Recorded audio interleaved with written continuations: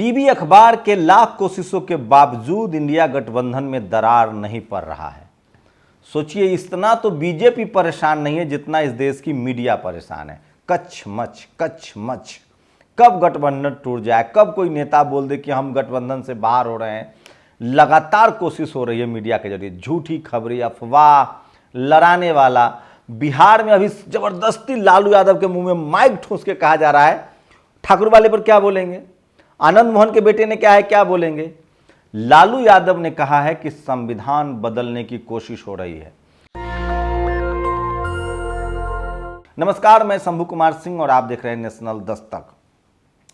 BJP की क्या हालत है 2024 से पहले, इसका आप अंदाजा लगा सकते हैं कि उसने अपने सांसदों को मैदान में उतार दिया है। मध्य प्रदेश में जो पहली दूसरी लिस्ट आई है उसमें 7 सांसदों को चुनाव लड़ना पड़ेगा, जिसमें 3 केंद्रीय मंत्री हैं, फग्गन सिंह कुलस्ते, तोमर और प्रहलाद पटेल।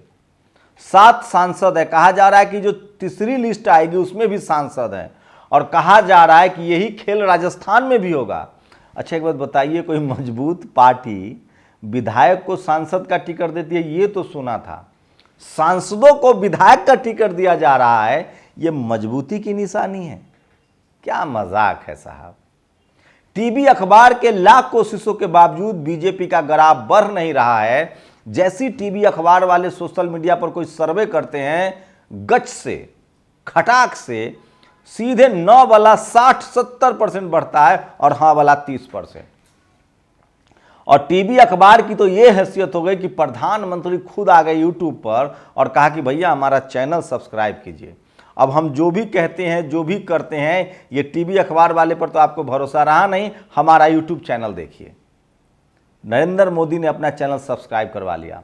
मीडिया की लाख कोशिशों के बावजूद विपक्ष टूट नहीं रहा है। अरविंद केजरीवाल ने आज साफ कहा कि ऐसा है साहब, प्रधानमंत्री कौन होगा इस पर हमारी ये राय है कि ऐसा हमारा प्रधानमंत्री होगा जिसके आने के बाद सबको लगेगा कि हम ही प्रधानमंत्री है, मैं ही प्रधानमंत्री हूं।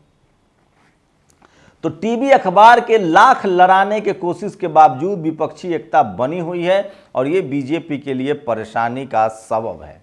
मैं फिर कह रहा हूं कि 4 राज्य के जो चुनाव हैं वो सेमीफाइनल हैं और इसमें कांग्रेस को भी बहुत कुछ सीख मिलेगी। अगर गलती से कांग्रेस ने राजस्थान गंवा दिया, तेलंगाना गंवा दिया, छत्तीसगढ़ गंवा दिया तो घुटने पर आ जाएगी। मध्य प्रदेश में बीजेपी की स्थिति बिल्कुल डवाडोल है। 3 राज्यों में बीजेपी नहीं है, उसके पास पाने के लिए। राजस्थान में बीजेपी नहीं है, छत्तीसगढ़ में बीजेपी नहीं है, तेलंगाना में बीजेपी नहीं है। लेकिन कांग्रेस के लिए जो गंवाने के लिए है वो 2 है, छत्तीसगढ़ और राजस्थान। मध्य प्रदेश गंवाने के लिए बीजेपी के पास 1 है। मध्य प्रदेश आरएसएस की प्रयोगशाला है। पिछले 25 सालों से बीजेपी अगर वहाँ गया सीट बीजेपी का, पिछली बार जाते जाते चले गए थे, बाद में फिर सरकार बना लिया, लेकिन इस बार तो लग रहा है कि स्थिति बहुत खराब है। मैं फिर कह रहा हूँ, भारत ने तो प्रधानमंत्री मनमोहन सिंह को भी 10 साल देखा है और अब लोग कह रहे हैं कि कितने शानदार प्रधानमंत्री थे। तो खैर, आप लोग बताइए, वीडियो देखिए मेरे दूसरे विंडो में। ये है कैलाश विजयवर्गीय, इनको भी टिकट दे दिया गया। बिना हेलमेट के बाइक पर घूम रहे हैं। इन्होंने कहा कि मैं कहाँ सोच रहा था कि 5 हेलीकॉप्टर से रैली करूँगा और 2 कार से रैली करूँगा, रोज 7 रैली करूँगा। अब मुझे जनता के सामने हाथ जोड़ना पड़ेगा। मैं बड़ा नेता हूं, मैं हाथ नहीं जोड़ना चाहता हूं। इनको भी टिकट थमा दिया गया है। तो सोचिए कि ऐसा पहली बार हो रहा है कि विधायक से लोग एमपी बनते थे, अब एमपी से विधायक बनेंगे। आप लोग बताइए, मास्टर स्ट्रोक है या डर है? क्या बीजेपी बैकफुट पर है? और लालू यादव जब से बाहर आए हैं और थोड़ा हेल्दी दिख रहे हैं, सीबीआई की लगातार कोशिश है कि उनको जेल में डाला जाए, लेकिन लालू यादव कोई मौका नहीं चूक रहे। उन्होंने आज कह दिया कि सांप्रदायिक ताकतें संविधान बदलने की फिराक में है। उन्होंने ओबीसी का मुद्दा भी उठा दिया। 2 ट्वीट किए उन्होंने कि ओबीसी के प्रोफेसर क्यों नहीं। तो 2024 के चुनाव में जो सबसे बड़ा मुद्दा बनता दिख रहा है वो है जाति जनगणना, महिला आरक्षण में ओबीसी क्यों नहीं। और ये मुझे लगता है कि इसी तरह से सोचिए, 2014 से पहले कांग्रेस ने आनन फानन में राज्यसभा में महिला बिल पास कराया था, लेने के देने पड़ गए थे सत्ता से बाहर, क्योंकि ओबीसी की अनदेखी हुई थी। क्या बीजेपी से भी वही गलती हो रही है? सवर्णों के तुष्टीकरण ने, सवर्ण समाज की मोनोपोली ने, और जिस तरह से सवर्ण समाज बीजेपी के बाद हावी हो गया और तमाम संवैधानिक संस्थाओं की धज्जियां उड़ा दी। SC ST OBC के लोगों को नौकरी नहीं मिली, सरकारी कंपनियां बेचे जाने लगी, गलत सलत प्रधानमंत्री को सलाह दिया जाने लगा। और सबसे बड़ी खबर तो यह है कि पत्रकारों ने मिट्टी पलीत कर दी।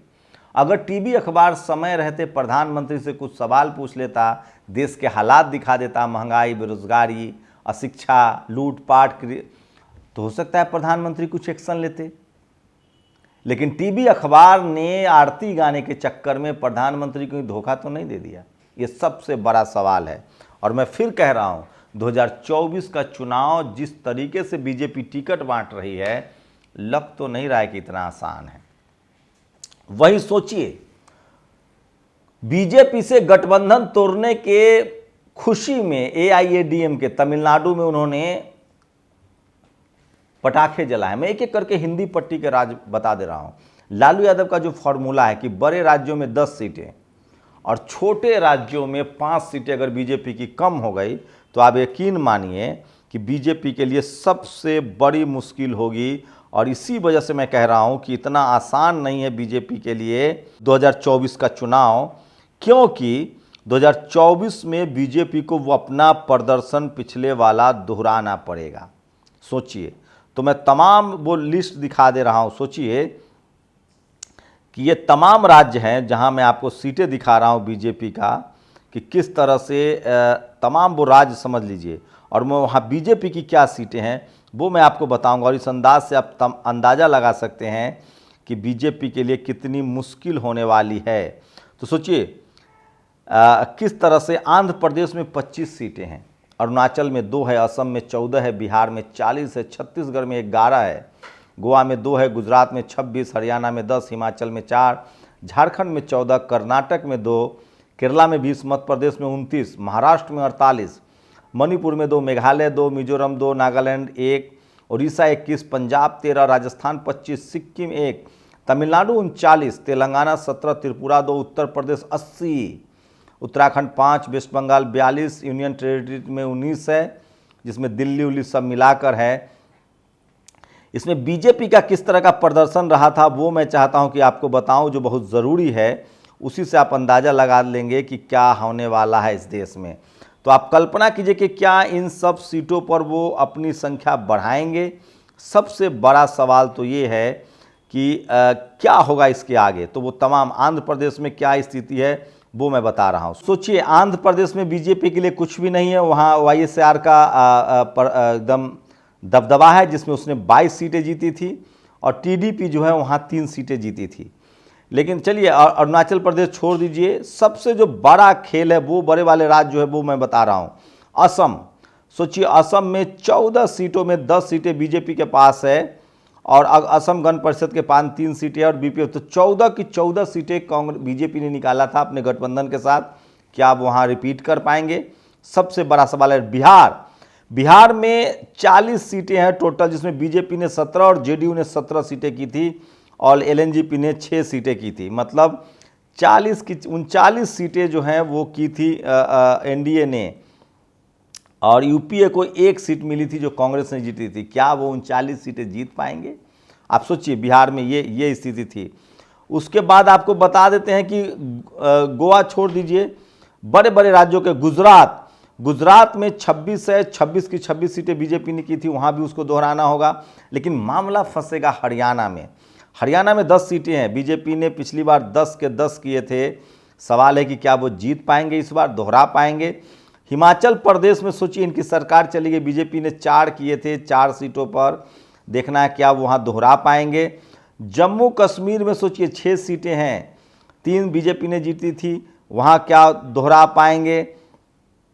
कर्नाटका में मामला फंस रहा है बीजेपी का। सोचिए 28 सीटें एनडीए ने की थी, 28 सीटें हैं जिसमें 26 सीटें एनडीए ने की थी, तो ये सबसे मुश्किल होगा उनके लिए। 26 सीटें जीते थे उन्होंने 28 में से, 1 सीटें जो है इंडिपेंडेंट जो है वो भी बीजेपी में चले गए थे, तो ये बड़ा मसला है। और यूपीए ने वहाँ पर सिर्फ सोचिए कि 1 सीटें की थी, यूपीए के 2 सीट दिखा रहे हैं।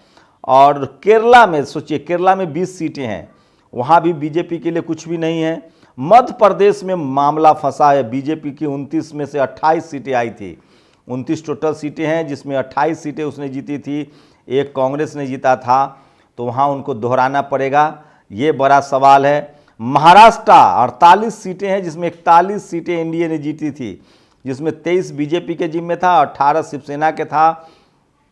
वहाँ अब शिवसेना अलग है, कांग्रेस अलग लड़ेगी, वहाँ उनके लिए मुश्किल हो सकती है। उसके बाद मणिपुर छोड़ दीजिए, मेघालय छोड़ दीजिए, नॉर्थ ईस्ट अगर दे भी दे तो कोई दिक्कत नहीं है, नागालैंड दे भी दे तो कोई दिक्कत नहीं। उड़ीसा 21 सीटें हैं, बीजेडी ने 12 जीती थी, बीजेपी ने 8 जीती थी।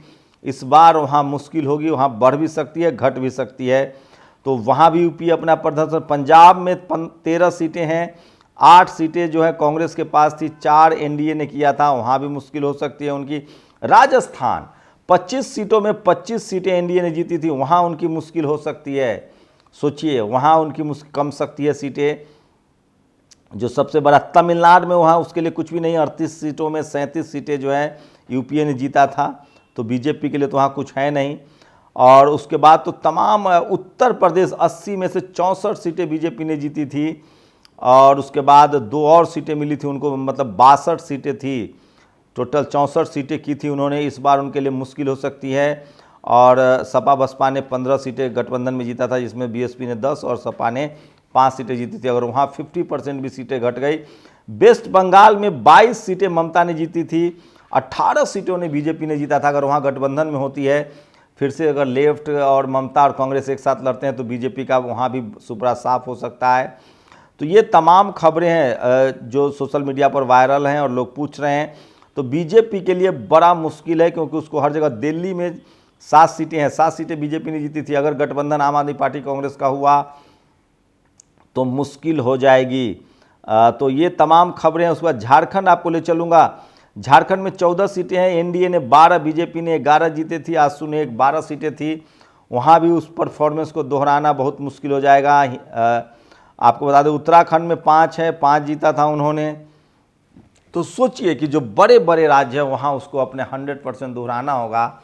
लेकिन आपको लगता है कि छत्तीसगढ़, राजस्थान, मध्य प्रदेश, बिहार, यूपी में बीजेपी इस प्रदर्शन को बरकरार रख पाएगी? लालू यादव का फॉर्मूला है कि बड़े राज्यों में 10 और छोटे राज्यों में जैसे ही हमने 5 सीट कम कर दिया, बीजेपी ऐसे ही 150 पर आ जाएगी। और 1 अक्टूबर को बीएसपी की बड़ी बैठक है लखनऊ में। मायावती जी 9 अक्टूबर से लोकसभा चुनाव का आगाज करेंगी। शुक्रिया। नेशनल दस्तक की आपसे गुजारिश है कि अगर इसको बचाना चाहते हैं तो नेशनल दस्तक को सब्सक्राइब करने के लिए रेड कलर के सब्सक्राइब बटन को दबाएं, फिर बेल आइकन की घंटी दबाएं। नेशनल दस्तक को बचाने के लिए बहुत जरूरी है कि हर खबर को शेयर करें, लाइक करें, कमेंट जरूर करें।